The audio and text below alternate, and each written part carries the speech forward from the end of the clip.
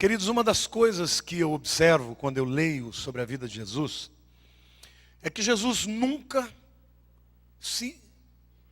chegou atrasado em lugar nenhum, mas também nunca ficou ansioso para chegar antes, não é? Várias vezes as pessoas chegavam para ele e tentavam de alguma maneira manipulá-lo, e ele dizia: não é chegada a minha hora, não, meu tempo não é agora. Muitas vezes ele disse isso. Ele nunca chegou atrasado e nunca se adiantou. Até quando os homens achavam que ele devia chegar antes, como no caso da morte de Lázaro, disseram para ele: mas se eu tivesse chegado antes, ele não teria morrido. Mas era necessário que ele morresse para que Jesus fizesse o milagre da ressurreição. Então, ao longo da sua vida, Jesus sempre falou: não é chegada a minha hora, que hora era essa? Que ele anunciou tanto. Quando a gente lê no Evangelho de João, capítulo 17, os versos 1 a 5, a gente descobre que hora é essa que ele está falando. Muitos touros me cercam, fortes touros de Bazã, dos versículos 12 a 19. Fortes touros de Bazã me rodeiam, contra mim abrem a boca, como faz o leão que despedaça e ruge. Derramei-me como água, e todos os meus ossos se desconjuntaram. Meu coração fez-se como cera, derreteu-se dentro de mim. Secou-se o meu vigor, como um caco de barro, e a língua se me apega ao céu da boca. Assim me deitas no pó da morte. Cães me cercam, uma súcia de malfeitores me rodeia. Traspassaram-me as mãos e os pés. Posso contar todos os meus ossos. Eles me estão olhando e encarando em mim. Repartem entre si as minhas vestes, e sobre a minha túnica deitam sortes. Tu, porém, Senhor, não te afastes de mim. Força minha, apressa-te em socorrer-me. Na verdade, esse é o Salmo 22, que é a base da mensagem que nós vamos ler. Mas eu comecei dizendo que Jesus estava se preparando a vida inteira para uma hora específica. Que hora era essa? Quando chegamos lá em João capítulo 17, os versículos 1 a 5, que agora eu vou ler, a gente percebe que ele está falando da cruz. Jesus, na oração sacerdotal, ele diz assim: tendo Jesus falado estas coisas, levantou os olhos aos céus e disse: Pai, é chegada a hora. Glorifica o teu Filho para que o Filho te glorifique a ti. E assim como lhe conferiste autoridade sobre toda a carne, a fim de que lhe conceda a vida eterna a todos os que lhe deste. E a vida eterna é esta: que te conheçam a ti, o único Deus verdadeiro, e a Jesus Cristo a quem enviaste. Eu te glorifiquei na terra, consumado a obra que me confiaste a fazer. E agora glorifica-me, ó Pai, contigo mesmo, com a glória que eu tive junto de ti, antes que houvesse mundo. Jesus, na oração sacerdotal, ele deixa claro que tudo que ele fez, tudo que ele ensinou, todos os milagres que ele realizou, eram somente um preâmbulo para a grande obra que ele faria, que era a cruz do Calvário. A cruz é o momento crucial, não só da vida de Jesus, mas é a hora mais importante de toda a história da humanidade. O Velho Testamento inteiro aponta para a cruz. E no texto de Salmo 22, Davi, o salmista, 1000 anos antes de Cristo, descreve e relata os elementos da cruz, as circunstâncias da cruz, os sentimentos e palavras de Jesus, de uma maneira extraordinária, embora ele não tivesse nem ideia do que ele estava falando. O apóstolo Paulo descreve em poucos versículos da carta aos Filipenses. Me desculpe, irmãos, eu estou tossindo porque eu já preguei várias vezes.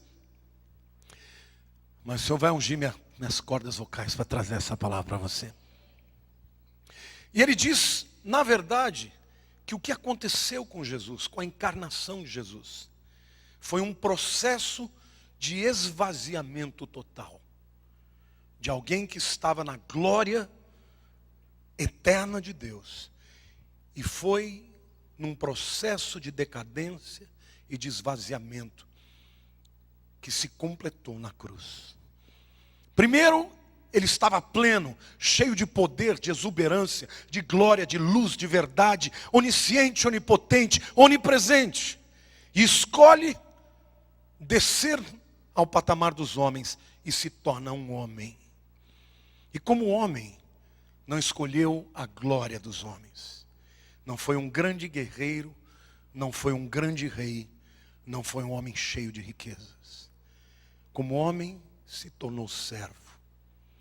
E como servo, serviu da maneira mais difícil, tendo chegado até a morte. E na sua morte, morreu a morte dos amaldiçoados, a morte de cruz. Na carta de Paulo aos Gálatas está escrito: maldito todo aquele que for pendurado no madeiro. Portanto, o que Jesus realizou na cruz, aquela hora, era a apoteose da obra de Deus, que se esvaziou de toda a sua plenitude e chegou ao degrau mais baixo da existência humana, morrendo nu e envergonhado diante dos homens. Davi descreve esse momento de maneira maravilhosa. E eu quero hoje falar dos benefícios da cruz, porque você não vai ouvir essa palavra simplesmente como algo que vai te instruir. Esta palavra vai mudar a sua vida. Esta palavra vai quebrar os grilhões da tua alma hoje. Você vai sair daqui diferente, meu irmão. Eu profetizo na tua vida. Você vai sair daqui levantado. Não importa como o diabo te quebrou, não importa como ele tentou te esmiuçar, te destruir, te deixar como pó.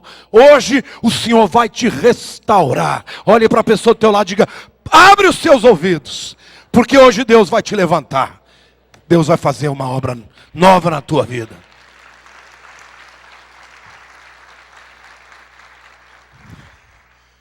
Davi começa descrevendo a experiência de esvaziamento. E no versículo 14, ele descreve os seus sentimentos, a sua alma e o seu espírito, dizendo: derramei-me como água no chão. Essa é uma expressão muito comum para os hebreus. Eles falavam de uma vida plena, usando a figura de um vaso cheio. E falava de uma vida que está no pó, usando a figura de um vaso que se esvazia. Agora, mais impressionante você entender esse significado, quando quem falou isso é o Senhor de todas as águas. Você já reparou como na Bíblia, Jesus teve muitas experiências com água? Sim ou não? Qual foi o primeiro milagre que ele fez? Transformou a água em vinho. Controlava o elemento H2O. Ainda na sua vida ministerial, ele andou sobre as águas. Ele comandou que as águas bravias e as ondas acalmassem. Não é tremendo isso? Este que é o Senhor de todas as águas, aquele que declarou: quem crer em mim, do seu interior fluirão rios de água viva, está morrendo de sede. E não somente de sede física, mas emocional e espiritual. Derramei-me isso como água no chão. Fisicamente, ele estava desidratado. Ele diz: a minha língua se colou ao céu da boca. Ah, claro, passou uma noite sendo açoitado, perdendo água, perdendo sangue. E naquele momento, aquele que é a própria água da vida, aquele que dominava as águas, que ofereceu rios de água viva, estava morrendo de sede. Para que você, que nele crê, nunca nunca mais tenha que estar vazio. Aqueles que em mim crerem, do seu interior fluirão rios de água viva. Jesus sabia disso. Na última festa dos tabernáculos, no 8º dia da festa, quando os judeus cantavam e dançavam ao redor do altar, que estava sendo derramada uma água ali em libação pelo sacerdote, eles cantavam: vinde e bebam das águas da salvação. E no hebraico diga: vinde e venham e bebam das águas de Yeshua. E naquele dia em que a procissão estava ao redor do altar cantando, ele levanta e diz: eia! Ouçam o que eu vou dizer. Se alguém tem sede, vem a mim, Yeshua, e bebam das minhas águas. E aqueles que beberem das minhas águas, do seu interior fluirão rios de água viva. Profetiza na vida do teu irmão: você não tem que morrer de sede. Diga: você não tem que morrer de sede. Diga assim: eu não vou morrer de sede, porque eu bebo das águas de Yeshua. Este era aquele que estava se declarando esvaído como água derramada. Aquele que tinha toda a plenitude estava morrendo de sede física, emocional e espiritual. Não é lindo isso, irmãos? Mas Davi descreve mais. Davi descreve a dor extrema que Jesus sentiu na cruz. Davi, queridos, nunca enfrentou uma guerra em que ele perdesse. Ele não tinha medo de touros de Bazã. Touro de Bazã era uma raça de touros muito brava. Dificilmente poderia ser amansada. Eles eram fortes, poderosos, selvagens. Como os búfalos de hoje. Mas Davi, na verdade, está descrevendo não a sua experiência, mas a experiência de Jesus na cruz. Enquanto ele está sentindo aquela dor horrenda, ele está vendo a multidão a quem ele veio salvar. Blasfemando, abrindo a boca como do leão, rugindo, agredindo, difamando, se alegrando pela sua morte. Somado a isso, uma dor extraordinária. Você já ouviu a expressão dor excruciante? Quando já viram essa expressão? Não é uma expressão muito comum, mas é uma expressão do vernáculo português. Excruciante significa a dor da cruz, que vem da cruz.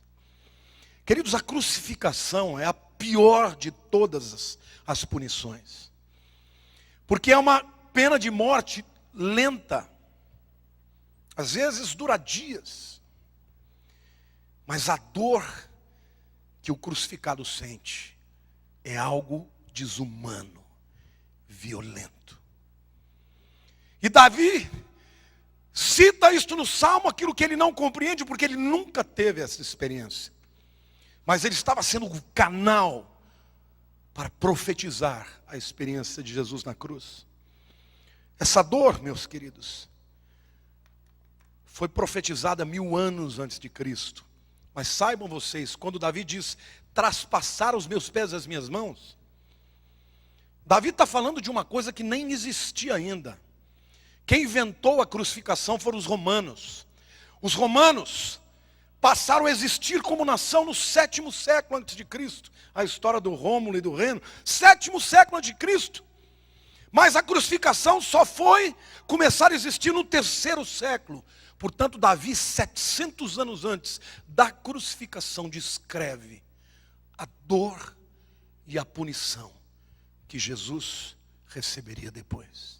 Diga para as pessoas do teu lado: Deus conhece todas as coisas. Diga: mas aquilo não aconteceu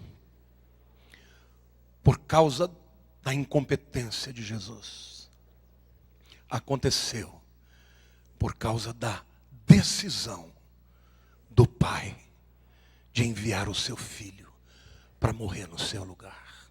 Diga para a pessoa do teu lado: você não precisa sentir essa dor, porque Jesus sentiu. Davi não tinha ideia, mas certa vez, mais de 300 anos depois de Davi, o profeta Isaías recebe a revelação. No capítulo 53 ele descreve: mas agora, não mais as descrições e os pormenores e os detalhes, mas principalmente a revelação da razão, do motivo pelo qual ele morreu. Isaías descreve que ele foi traspassado por nossas transgressões, que ele foi moído pelas nossas iniquidades, que ele foi castigado, e o seu castigo nos traz a paz. Vocês estão entendendo o que eu estou dizendo? O Todo-Poderoso, o juiz, se tornou réu, para que os réus fossem absolvidos. Essa dor física, extraordinária, tinha um motivo. Olhe para a pessoa do teu lado e diga: você não precisa andar debaixo de condenação. Você não precisa andar debaixo de culpa. Diga: Jesus já pagou no seu lugar. Amém. Aplauda Ele. Glorifique o seu nome.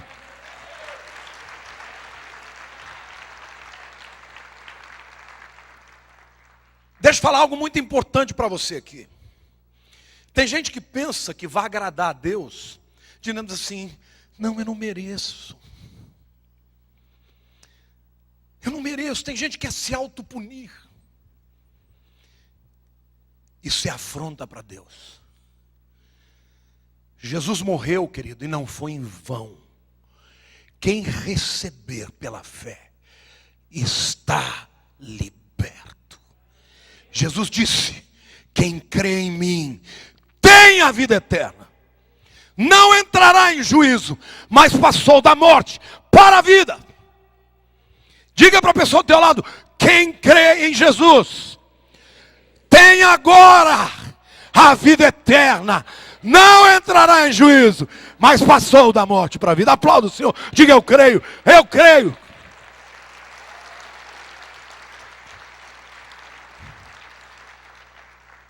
Ele morreu pelas minhas transgressões. Ele sofreu, ele foi moído pelas minhas iniquidades. O castigo que estava sobre ele me trouxe paz.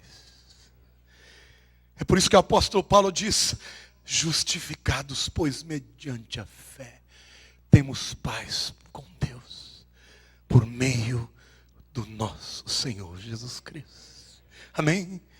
Querido, não existe nada que o homem possa fazer que seja maior do que o sacrifício de Jesus. Onde abundou o pecado, e o pecado está abundante neste mundo, a Bíblia diz: superabundou a graça. A graça de Jesus é capaz, é suficiente para perdoar os pecados de toda a humanidade, para que você que crê receba e seja salvo. Amém ou não? Glória a Deus. Diga: eu creio. Diga: eu recebo. Diga: custou caro para Jesus, mas para mim é de graça. Dor física. Traspassaram minhas mãos e os pés. E ele diz: posso contar os meus ossos. Eu até falei sobre isso nos 2 cultos anteriores. Um jovem não entende o que é isso.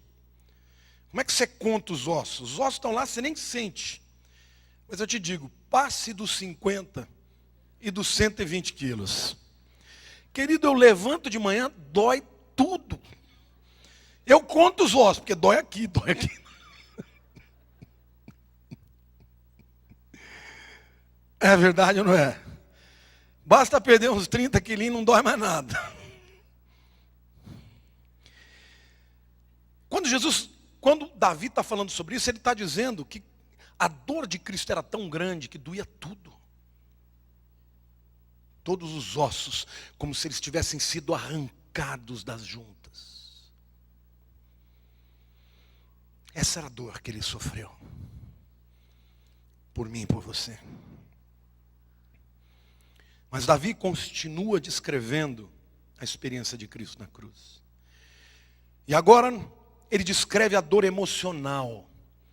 No versículo 14, ele começa falando: derramei-me como água e todos os meus ossos se desconjuntaram. Mas aí ele diz: meu coração fez-se como cera, derreteu-se dentro de mim. Agora não é mais a dor física, é a dor emocional. Quantos aqui já sofreram injustiça? Quando você comete um erro e paga por isso, você pode até reclamar, mas no fundo você sabe que você mereceu. É ou não é verdade? Você fez uma besteira muito grande no teu emprego, teu patrão mandou embora, fala, comecei a ficar com raiva dele, mas fala, mereci. Mas quantos de vocês já perderam algo significativo por algo que não fizeram? Dói ou não dói? Jesus estava sendo condenado injustamente. Porque a condenação era sua, era minha, era nossa. Mas a Bíblia diz que tem muito mais do que isso. Jesus sofreu traição de um discípulo querido, como Judas. Quem já sentiu a dor da traição? Alguém que você ama, a quem você faz bem, com quem você é leal, te trai, te esfaqueia pelas costas. Essa dor ele sentiu. A dor da negação de Pedro. Pedro, o mesmo Pedro que chegou para ele: Jesus, eu vou com o senhor até o fim. O senhor não vai morrer sozinho. Não conseguiu nem orar com ele na hora que ele pediu. Ele sentiu esta dor, a dor do descaso. Você já precisou muito de um amigo que encolheu as mãos e disse: eu não posso te ajudar, que agora eu estou ocupado com outra coisa? Jesus sentiu isso. Mas a pior de todas as dores, querido, foi a dor da rejeição do Pai. Quando você olha para a Bíblia, no relacionamento de Jesus com Deus, Jesus nunca chamou de Deus de Deus. Jesus sempre chamava Deus de como? Pai. Quando ele ensinou os discípulos a orar, ele disse: Pai nosso que estás nos céus.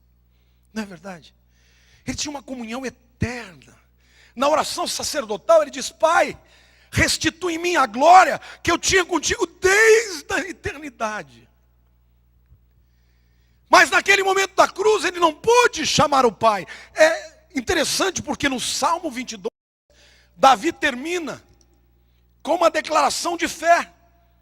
Ele termina dizendo assim: repartem entre si as minhas vestes e sobre a minha túnica deitam sortes. Ou seja, todos estão contra mim, mas ele diz: tu, porém, Senhor, não te afastes de mim, força minha, apressa-te em socorrer-me. Parece que Davi naquele momento ele sai do papel de Jesus e faz uma oração como um ser humano. Todo mundo pode me trair, mas o Senhor não vai me renegar. Mas lá na cruz, Jesus não clamou pelo Pai. Ele disse: Eli, Eli, lama sabachthani. El é Deus. E o sufixo i significa meu. El, meu. El, Deus. Eli, meu Deus. Então o que ele diz? Meu Deus, por que me abandonaste? Naquele momento, o Pai não era mais o Pai, era o Deus, era Elohim, era o juiz, era aquele que o estava condenando por todos os pecados da humanidade. Sabe por quê, meu querido? para que você e eu, através do Espírito de Deus, recebêssemos o Espírito de adoção, que nos leva a chamar Abba, Papai. Glória a Deus. Porque Jesus teve a sua comunhão com o Pai rejeitada, quebrada. Você, a despeito dos seus pecados, das suas transgressões, das suas traições, das suas pisadas na bola, no momento em que você invoca o Senhor pelo sangue do Cordeiro, as portas do céu se abrem e você vai chamá-lo de Papai. Papai que está nos céus. Toda rejeição, todo abandono, o coração dele que se derreteu como cera, aconteceu para que você e eu pudéssemos entrar na sua presença. Meu querido, deixa eu dizer algo muito importante para você. A voz do Espírito de Deus nunca será da acusação. A acusação vem do diabo. E é ele quem te diz todos os dias: você não vale nada. Não fica confiando muito nessa não, porque você vai para o inferno. Deus não te ama. Não existe provisão para o teu pecado. O que você cometeu não tem perdão. Já ouviu essa voz? Quando você ouvir, você vai glorificar a Deus dizendo: Satanás, a voz que eu ouço é do meu Senhor, que diz: vinde a mim, vós que estáis cansados e abatidos, e eu vos aliviarei. A voz que eu ouço é aquela voz que diz que o meu Senhor abriu um novo e vivo caminho para a presença de Deus. Amém, queridos? Então, não ande debaixo da culpa, porque a culpa vem do tentador. Jesus sofreu a dor emocional da traição, da injustiça, da negação, da rejeição, para que você fosse feito filho de Deus. Olhe para você, para o irmão do teu lado e diga: você sabia que se você crê nesta obra, você é filho de Deus? Diga: chame o Senhor de papai. Sabe, queridos, Deus me deu o privilégio agora de ser pai 2 vezes, né? Quando meu neto estende o bracinho para mim, eu derreto tudo. Antes dele nascer, eu já comprei uma almofada que estava escrito assim, ou foi o Fernando que me deu, não sei, acho que foi o Fernando que me deu: só o vovô faz tudo que eu quero. A vontade que eu tenho de fazer tudo por ele é um amor de graça. Sei que o Ramon agora é pai, ele entende isso. Você só entende o amor de Deus depois que você tem um filho. O dia que você põe um filho no mundo, você fala: meu Deus, eu sou amado assim. E eu falo para o Senhor: Pai, eu que sou humano, pecador, amo tanto. Imagine o teu amor. Querido, sabe o que agrada a Deus? É o filho na casa do Pai. Não se afasta da casa do papai. Vá cear com ele, vá almoçar com ele, vá jantar com ele. Não estou falando do Pai da terra, não, estou falando do Pai do céu. Entra na sua casa, entra na presença do Senhor pelas portas do louvor. Todas as vezes que você se sentir pequeno, vazio, com as forças esvaídas, entre na presença do Pai. Porque hoje você pode dizer: Abba. Diga: Abba. Abba é papai. No hebraico, pai é Av. Abba é papai. Você já viu algum filho chegar para o pai quando ele quer alguma coisa em oração? Ó Senhor, venho por meio desta, solenemente, aleluia, vos pedir. Compra uma calça jeans para mim, que a minha está velha.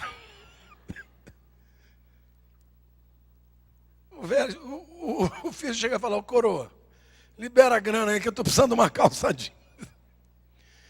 E a gente não entendeu que Deus é assim, que Ele é papai. Que Ele é papai, que você é menina dos seus olhos. Que quando você entra na sua presença, o céu se alegra.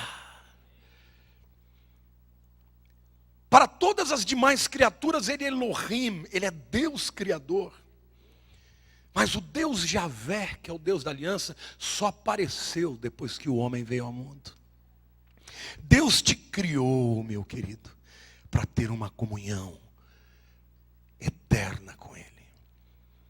E isso você conseguiu através da obra de Jesus. Diga para a pessoa do teu lado: toma posse. Diga: você pode viver plenamente através de Jesus. Diga assim: você não tem que viver com dor emocional. Irmãos, eu que recebo pessoas para aconselhar, tem tanta gente com dor na alma. Gente que quando você pergunta por que está doendo, por que você está triste, porque ele não sabe explicar. É um vazio. E eu quero profetizar na tua vida: Jesus é plenitude na tua vida. Jesus vai te encher de alegria, te encher de propósito, te encher de satisfação, te encher de coragem, te encher de amor, de saber que é recebido, que é aceito, que é filho, que o seu nome está no livro da vida do Cordeiro que morreu antes da fundação do mundo. Você não tem que viver com dor na alma. Por mais que as pessoas sejam cheias de remédio, os remédios são paliativos. Eles diminuem a dor, mas ela está lá. Mas quando Jesus entra na tua vida e você começa a entender que você é amado, a dor da alma é trocada pela aceitação e pela alegria. Aprenda uma coisa: ninguém nessa vida é capaz de preencher o vazio da tua alma. Nem a sua esposa, nem o seu marido, nem seus filhos, nem os seus netos, nem ninguém. Mas Ele pode. E Ele sofreu a dor na alma mais profunda, para que você pudesse ser restaurado. Lá em Isaías capítulo 61, nos versículos de 1 a 3, Isaías foi o profeta do Velho Testamento que mais entendeu a Jesus. E ele descreve algo que Jesus leu quando entrou na sinagoga de Nazaré, a cidade que ele foi criada. E não é que ele tenha aberto de maneira proposital, não. Aquela era a leitura do dia. E o texto dizia: o Espírito do Senhor Deus está sobre mim, porque o Senhor me ungiu. Foi para isso que ele veio, para pregar boas novas aos quebrantados. Diga para a pessoa do teu lado: se tiver quebrado, Jesus tem boa notícia para você. E ele diz mais: enviou-me a curar os quebrantados de coração. Diz: se está ferido, Ele tem cura para a tua vida. A pregoar, a proclamar libertação aos cativos e pôr em liberdade os algemados. Ele libertou os algemados ao ser pregado na cruz. Diga: Jesus foi preso, crucificado, para que você seja livre. O diabo quer que você seja preso. Preso no pecado, preso na droga, preso na incredulidade, preso na culpa. E Jesus já morreu para te libertar. Você já está livre, meu querido. Não existe cadeia que Ele não tenha quebrado. Ele na cruz disse: está consumado. Está consumado. O diabo quer trazer negritude, trevas, sombra para a tua alma. Mas a luz de Jesus resplandece nas trevas, e as trevas não prevalecem sobre elas. A treva do teu coração vai sair em nome de Jesus. Vai sair. A luz do Senhor está sendo emanada agora sobre a tua alma. Olha para o teu irmão de lado e diga: se alegra, meu querido, porque Jesus tem alegria para a tua alma. E o texto diz mais: apregoar o ano aceitável do Senhor e o dia da vingança do nosso Deus. O texto de Isaías fala de um dia de vingança, mas quando Jesus leu esse texto, ele omitiu da vingança. Por quê? Porque este é o tempo da graça. O tempo da vingança virá quando a igreja não estiver mais aqui. Olha para o teu irmão e diga: esse é o tempo do ano aceitável. Significa que você pode aceitar agora. Quantos vão aceitar agora o ano aceitável? O ano 2014 vai ser um ano aceitável para a tua vida. Não vai ser um ano de fracasso. Não vai ser um ano de vitória para o diabo. Vai ser um ano de vitória para o Senhor e para a glória do teu nome. Do nome do Senhor na tua vida e no teu negócio, na tua família, em nome de Jesus. Este é o ano aceitável.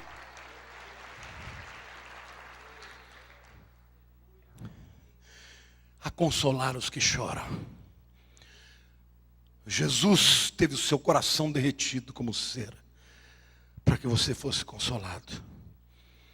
E a pôr sobre os que se hão de luto estão uma coroa, ao invés de cinza. O judeu é um povo muito histriônico.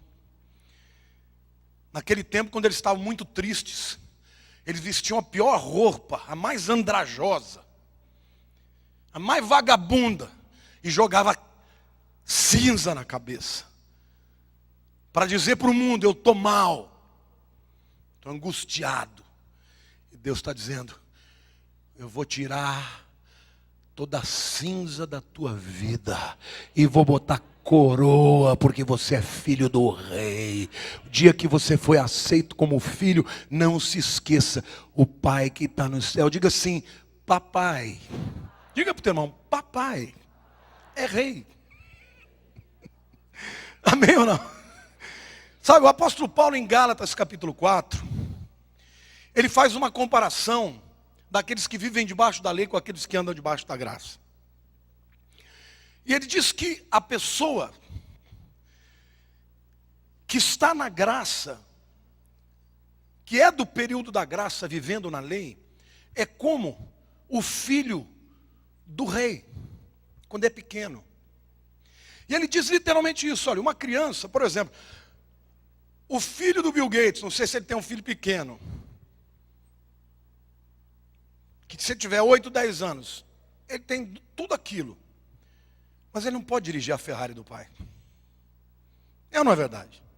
Então isso que o apóstolo Paulo fala, que aquele que está na graça, mas que ainda continua vivendo na lei, tentando se esforçar para agradar a Deus, ele não é maduro. E ele usa uma figura, ele diz, ele é paidion, pedion, a palavra que originou pediatra. É bebê, é criança, é imaturo. Ele é rico pra caramba, mas não pode pôr nada, não põe nada na mão. Mas ele diz: mas aquele que entende a graça, este é ruiós, filho maduro, em tempo de assumir a herança. Querido, você está vivendo no período do ano aceitável. Para de ser menino e recebe a plenitude de Deus para a tua vida. Coroa ao invés de cinzas. Amém? Cutuca o teu irmão, diga assim: acorda, varão. E se for uma mulher, fala: varoa, acorda, recebe a tua herança, recebe a plenitude que Jesus tem para a tua vida, para a tua família, para a tua história. Vai dar tudo certo.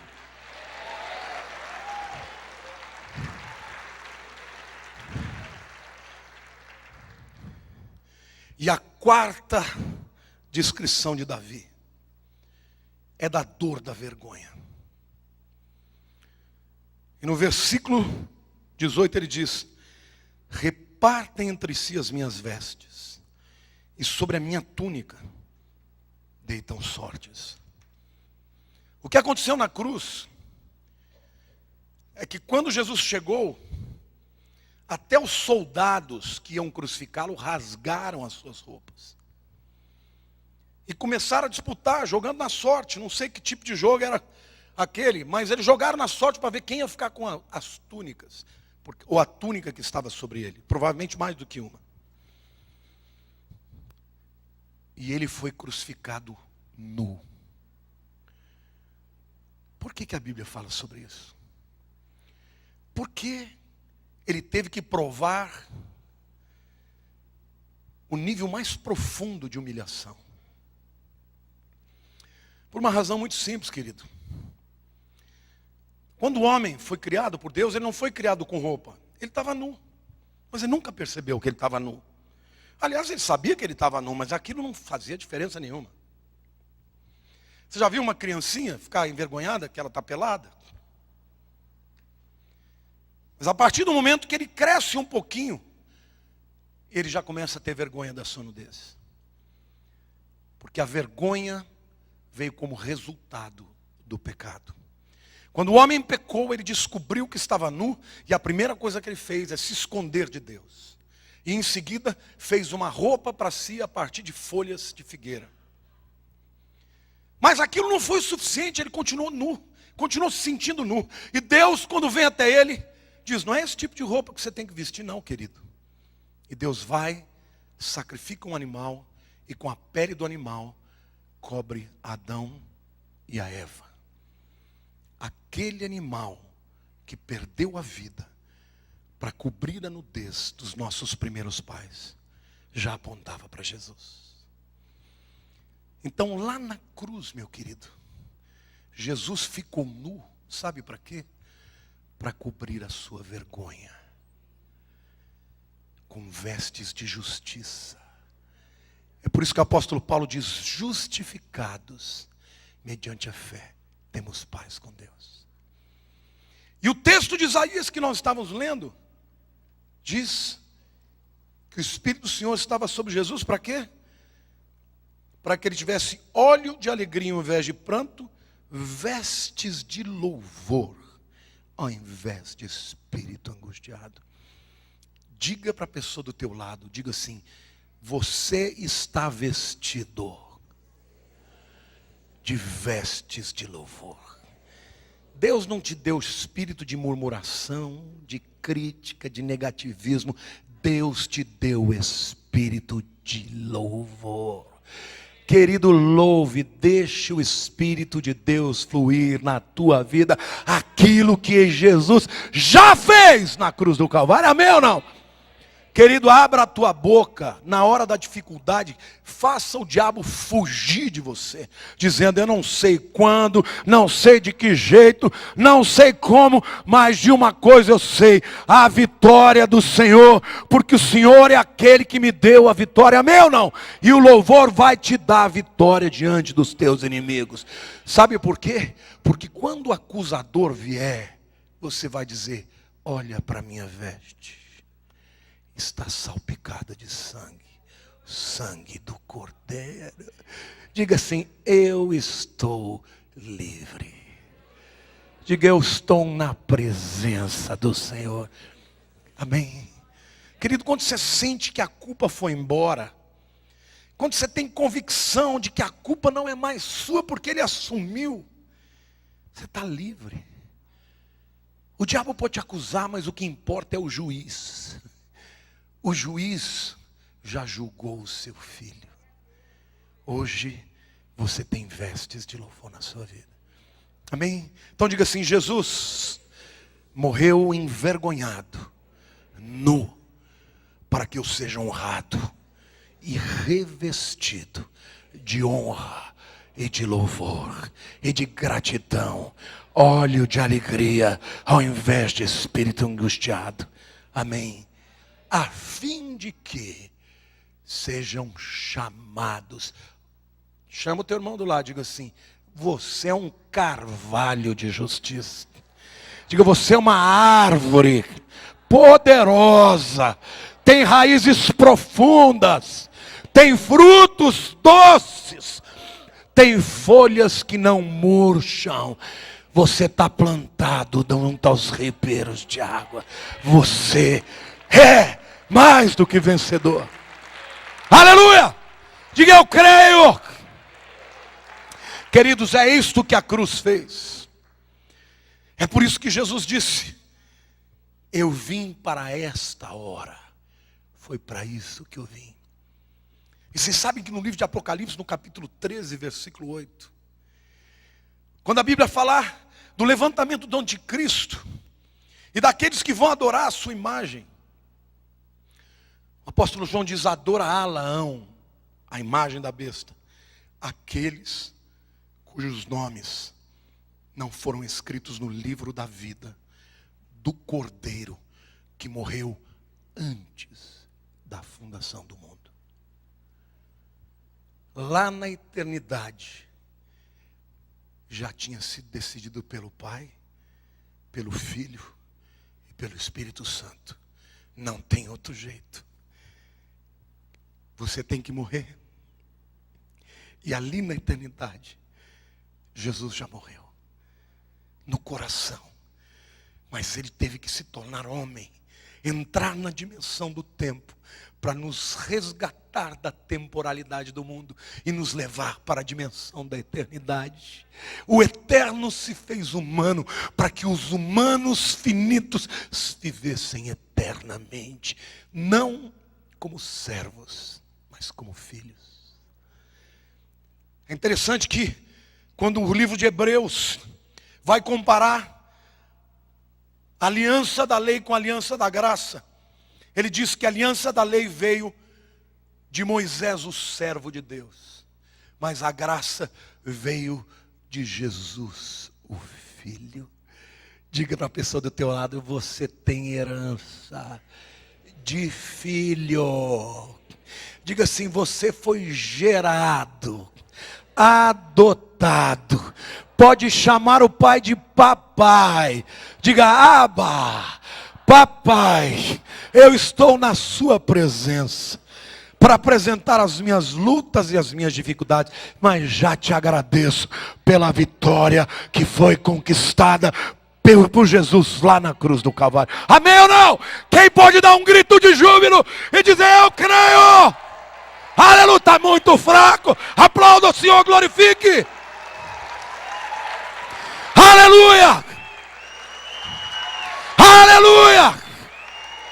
Aleluia! Aplauda mais! Libere a glória! Libere o louvor!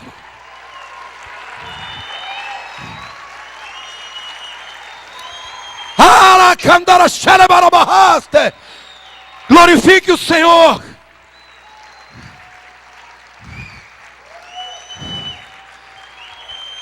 Ah, querido, não ouse a duvidar daquilo que Jesus fez. Não tenha essa atitude de autocomiseração. Ai, Deus, eu não mereço. Querido, não é por merecimento. Ele mereceu. Ele escreveu um cheque em branco para você. E tudo que é dele. O apóstolo Paulo diz que ele é o herdeiro de todas as coisas. E eu e você nos tornamos co-herdeiros com Jesus. Tudo que é dele é meu. Ele tomou a minha culpa para me absolver. Ele morreu para que você e eu vivêssemos. E quando ele morreu, os demônios cantaram, fizeram festa. Mas o salário do pecado é a morte. E não havia nele nenhum resquício de pecado. O corpo de Jesus não entrou em putrefação. 3 dias o corpo ficou lá inerte, sem uma célula ser consumida pelos vermes.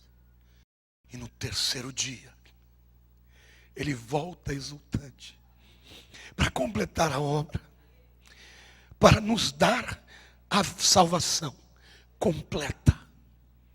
Meu amado, Jesus chegou ao nível mais profundo da vergonha. aquele que estava revestido de glória, estava nu perante os homens. E naquele momento que ele ali estava, muitos zombaram, outros riram, outros blasfemaram. E ele os via como touros e como leões. Hoje, mais do que nunca, as pessoas continuam jogando a sorte e zombando do Filho de Deus. A mídia, ou as mídias, a televisão, os jornais, os rádios, a internet, as portas do fundo, como outras, como essa, zombam da obra de Jesus, meu querido. Não dê ibope para eles. Você foi chamado para honrar e glorificar. Enquanto os homens zombam e afrontam os que creem, seu crentinho, seu carola, sou mesmo, cheio do sangue do Cordeiro, lavado, purificado pelo sangue do meu Salvador. Não se cale. Deus não te chamou para bater boca com nenhum afrontador da fé. Mas Deus te chamou para brilhar a luz de Jesus. Fale do Senhor. Fale do seu sacrifício. Porque Jesus disse, aquele que me negar perante os homens, eu o negarei diante dos anjos do meu Pai. Aquele que confessar o meu nome diante dos homens, eu o confessarei diante dos anjos do meu Pai. Um dia, meu querido, todos os homens vão estar na presença do Senhor. E Ele separará as ovelhas das cabras.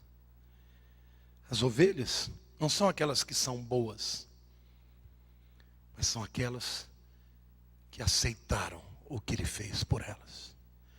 E naquele dia, você vai estar de joelhos dobrados, e eu também.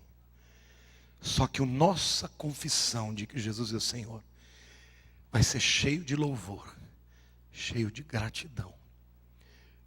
E a declaração de Deus para você e para mim vai ser, meu filho, você foi fiel no pouco, e sobre muito eu te colocarei. Porque por mais que nós façamos para Deus, sempre será muito pouco diante do que Ele fez por nós. Entra no gozo do teu Senhor. Eu anelo por esse dia, quando nós vamos estar libertos de todo o pecado que nos assedia, para estar para sempre com o Senhor. Mas este tempo de graça está chegando ao fim. Você e eu somos chamados para brilhar a luz do Evangelho de Cristo, testemunhando do que Ele fez por mim e por você. Amém?